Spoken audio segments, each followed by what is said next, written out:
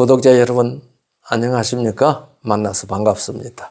우리가 구원받는다는 것은 어떤 것인지에 대한 말씀을 계속 듣고 있는데, 지난번에는요 거듭난다는 것이 구체적으로 무엇인지에 대한 말씀을 들었습니다. 오늘은 그러면 거듭난 결과가 어떨지에 대해서 성경이 어떻게 말씀하시는지 우리가 좀 성령께서 교회들에게 하시는 말씀을 함께 들어보려고 합니다. 거듭난 사람은 어떤 모습이 될까요? 그 거듭난 모습이 어떤 상태로 드러나게 될까요? 예수님의 탄생 과정은요, 거듭나는 과정을 우리에게 보여주는 예수님의 탄생이라는 사실을 통해서 계시한 것이 됩니다. 사람들이 예수님을 육신으로만 아는 경우가 대부분인 것 같아요. 19세기 후반에 들어오면서 신학계에서는 역사적 예수라는 문제가 신학자들 사이에 논의되었습니다. 그런데 프랑스 사람 에르네스트 르낭의 예수의 생애라고 하는 이 책은 역사적 예수 연구에 효시가 된 책이라고 해도 과언이 아닌 것 같습니다.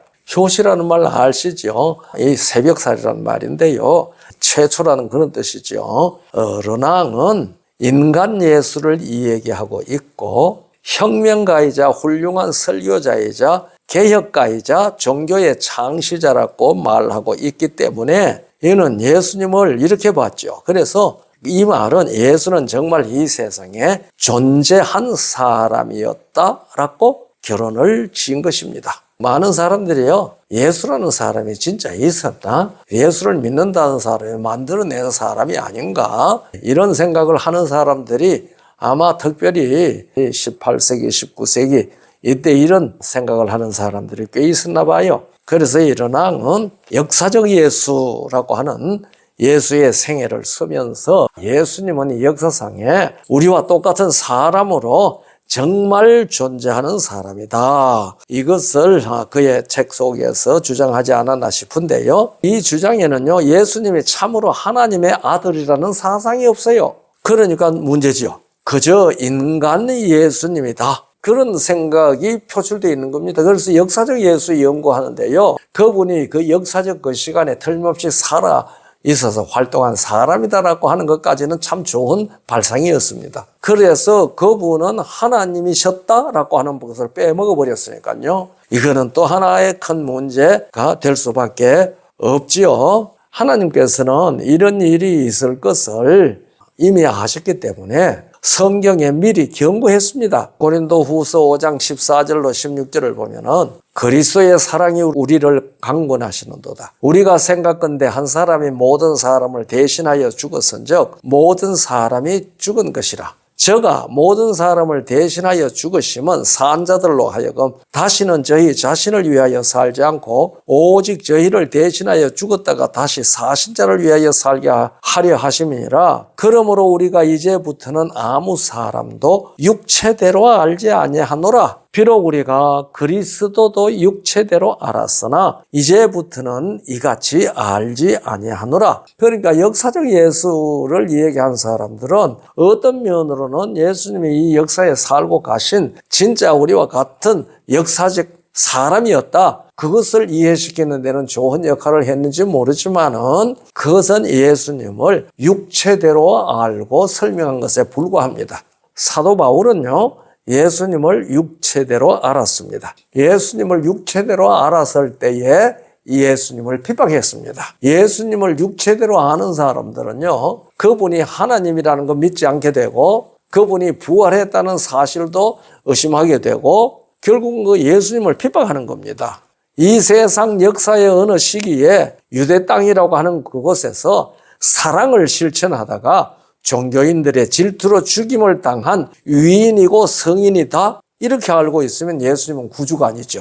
그러니까 역사적 예수, 육체대로 안다, 이거 바로 이렇게 아는 겁니다. 그러니까 그렇게 아는 예수님은 구주가 아닙니다. 예수님께서는 요한복음 8장 15절에서 그렇게 말씀하셨습니다. 너희는 육체를 따라 판단하나 나는 아무도 판단치 아니하노라. 오늘날 사람들은 육체를 따라 판단합니다. 사람 보고 그 사람 어떤 사람이겠다 하는 것도 흔히 우리가 잘 사용하는 신원, 서판, 그거 다 육체를 따라서 하는 얘기 아닙니까? 그 당시 예수님 당시 사람들은요 예수님을 다 육체를 따라 판단했습니다. 나중에 바울이 된 사울도 그렇게 했죠. 그거 아까 자기가 고린도후서 5장 16절에서 고백하는 겁니다. 나도 전에는 예수를 육체대로 알았다. 그러나 이제 그렇게 알지 아니한다. 그렇게 말하지 않았습니까? 우리가 마태복음 1장 18절 잘 압니다. 예수 그리스도의 나심은 이러하니라. 그 모친 마리아가 요셉과 정혼하고 동거하기 전에 성령으로 잉태된 것이 나타났더니 그랬습니다. 여러분과 저는 모태에서 이 세상에 태어날 때 성령으로 임신했습니까? 아니잖아요. 남편으로 말미암아 임신했습니다. 이걸 좀 더 가면 남자로 말미암아 임신했습니다. 그런데 예수님은 동정녀에게 임신되셨습니다. 누구로 말미암아? 성령으로 말미암아. 누가복음 1장 34절 35절에도 그 같은 말이 있습니다. 이거 천사가 와서 마리아에게 말하니까 마리아가 깜짝 놀라서 그렇게 말하죠. 나는 사내를 알지 못한데 어찌 이런 일이 있겠습니까? 그렇게 말합니다. 그러니까 천사가 이렇게 말하죠. 성령이 네게 임하시고 지극히 높으신 이의 능력이 너를 덮으시리니 이름으로 나실 바 거룩한 자는 하나님의 아들이라 일컬으리라. 성령으로 잉태하여 탄생하신 분은 나면서부터 거룩한 자입니다. 나실 바 거룩한 자입니다. 그리고 그렇게 태어나신 분은 하나님의 아들이라고 칭함을 받습니다. 그래서 예수님은 성령으로 잉태하여 탄생하셨습니다. 여러분과 저는 육체로 잉태하여 출생했습니다. 씨가 달라요.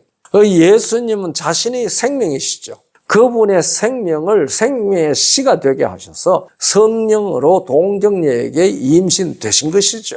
씨가 다릅니다. 이거 중요한 말이거든요.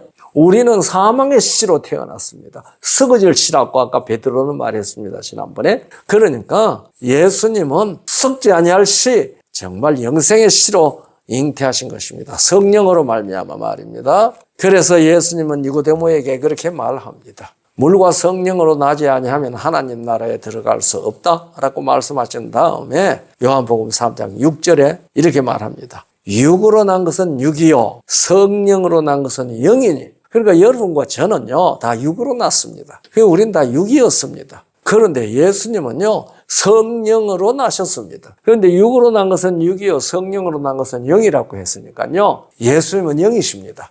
오늘 많은 사람들이요 예수님을 육체대로 알고 있거든요. 육체대로 알고 있는 사람들은요 예수님을 엄청 오해합니다. 그래서 우리의 생애의 모본쯤 되고 우리가 그 모본을 따라가면은 우리도 예수님처럼 될 수 있다고 하는 허황된 생각을 하고 있습니다. 여러분 이거 우리가 분명히 알아야 되거든요. 엉겅퀴 씨를 심어놓고 그것이 무화과가 되라고 한다고 그게 무화과가 됩니까? 씨가 다른데요. 육체의 씨로 난 사람들이 예수님의 모범을 따라가지고 예수님보다 더 선한 도덕적 삶을 살았어도 그것이 생명의 씨가 안 됩니다. 씨가 달라야 됩니다. 그래서 예수님은 생명의 씨로 오셨습니다. 그래서 성령으로 난 것은 영이라고 얘기를 했습니다. 예수께서 니고데모에게 말씀하시죠. 내가 네게 거듭나야 하겠다는 말을 놀랍게 여기지 말라. 개정판에 놀랍게 여기지 말라. 개혁판에는 기이히 여기지 말라. 그렇게 말씀을 하셨죠. 그건 경이로운 일이 아니고 반드시 그렇게 되어야 한다는 뜻입니다. 예수님께서 요한복음 3장 6절에 이 말씀하심으로 말미암아 예수님 당신 자신은 육에 속한 자가 아니고 영이라는 것을 확실하게 말씀하셨습니다. 그런데 오늘 많은 사람들이 예수님을 육체대로 아는 것은 참 불행한 일입니다. 예수님께서 친히 이렇게 말씀하신 것을 우리가 깨달아야 합니다. 그래서 여러분과 제가 살아있고 항상 있는 말씀으로 진정으로 거듭나면 우리도 육신에 있지 않고 영에 있는 사람이 된다고 성경은 우리에게 가르쳐주고 있습니다. 그래서 지금 우리가 비록 육체로 존재하지만 삶은 영으로 사는 영이 된 사람입니다. 이것이 거듭났다는 것의 진수입니다. 거듭나는 것은 하나님의 말씀으로 나는 것이라고 베드로전서 1장 23절에서 말씀한 것을 우리가 지난번에 들었거든요.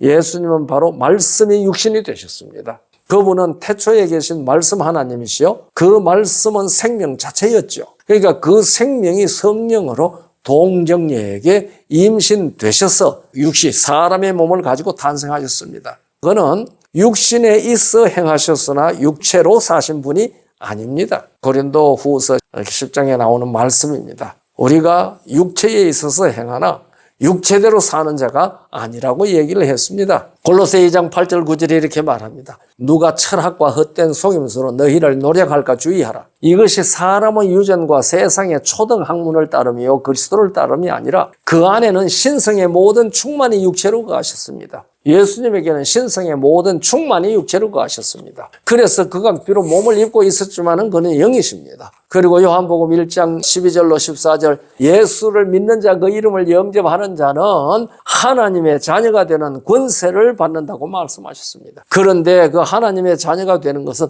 혈통으로나 육정으로나 사람의 뜻으로 나지 아니하고 오직 하나님께로서 난 자들이라고 말했습니다. 예수님께서 바로 그렇게 오셨거든요. 그래서 14절에 말씀이 육신이 되어 우리 가운데 거하심에 우리가 그 영광을 보니 아버지의 독생자의 영광이요 은혜와 진리가 충만하다고 그랬는데 예수님의 생활은 말씀으로 난 사람들이 어떻게 살아지는지를 보여준 것입니다. 우리도 살아있고 항상 있는 하나님의 말씀의 실체로 나면은 우리도 육체에 있지 않고 영에 있다고 로마 8장 9절에 말씀하셨습니다. 너희 안에 하나님의 영이 거하시면 너희가 육체에 있지 아니하고 영에 있나니 그리스도의 영이 없는 사람은 그리스도의 사람이 아니라고 그랬습니다. 구독자 여러분들, 우리가 참으로 거듭났습니까? 그러면은 우리가 육체를 가지고 있지만은 영으로 사는 사람입니다. 그래서 고린도후서 10장 3절 4절에 아까 말씀드렸던 거예요. 우리가 육체에 있어서 행하나 육체대로 싸우지 아니하노니. 이거 육체를 가지고 삽니다. 그러나 그대로 싸우지 않습니다. 이 사람에게 나타나는 삶이 그 유명한 성령의 열매, 즉 간단하게 애희, 화인, 자량, 충, 온절 그렇게 외웁니다. 갈라디아 5장 22절, 23절이죠.